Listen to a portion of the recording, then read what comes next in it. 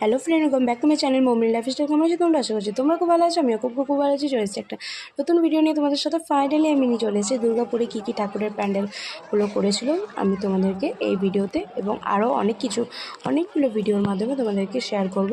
চলো ফার্স্টে বেশি বকবক না করে অগ্রণীটা তোমাদের সাথে শেয়ার করেই দিই। তো এটা একটা থাইল্যান্ডের একটা টেম্পল করেছিল, মানে যথাযথ দেখে মনে হচ্ছে বা শুনলাম আমি।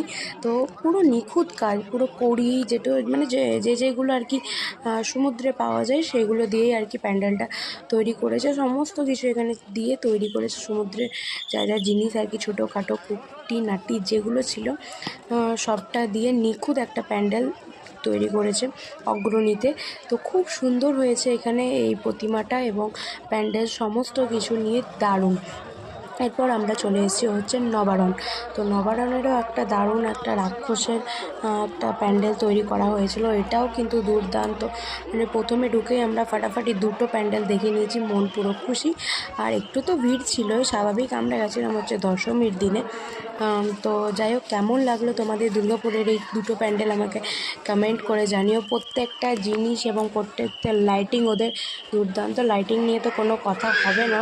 তো দারুণ হয়েছে। আর প্রতিমাও খুব সুন্দর, মা দুর্গাকে দেখে মায়ের মুখ একটু যে আমি তোমাদেরকে ফোকাসে দেখাচ্ছি, এত সুন্দর মাকে দেখতে লাগছে। ও কি স্নিগ্ধ মুখটা, মানে মুখটা দেখেই আলাদা শান্তি পাওয়া যায়।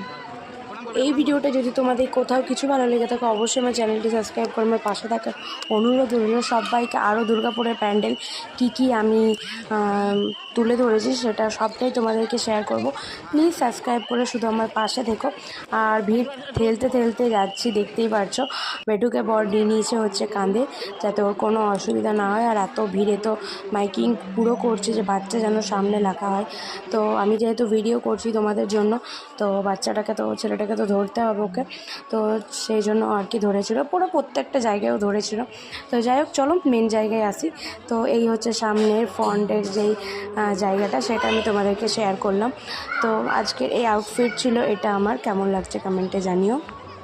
পুরো পার্পল দিয়ে আজকের লুকটা আমি তৈরি করেছি, একটা স্মার্ট আর ট্যান্ডারিং একটা লুক আমি তৈরি করেছি। কেমন লাগছে আমাকে কমেন্টে, এবং আমাকে এবং আমার ফ্যামিলি, ছোট্ট ফ্যামিলিকে সেটাও জানিও।